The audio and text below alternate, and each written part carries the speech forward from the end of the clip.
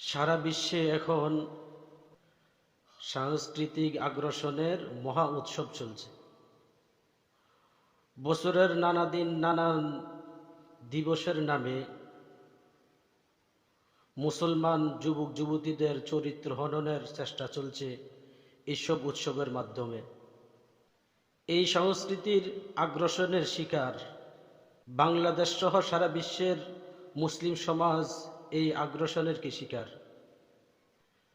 31st night, Valentine's day, April fool ইত্যাদি এইসব বিভিন্ন নামে বছরে বিভিন্ন সময় এইসব উৎসবটি পালন করা হয়। এগুলোর মূল টার্গেট হচ্ছে মুসলিম সমাজ।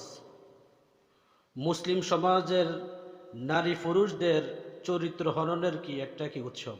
যুবক যুবতীরা যেন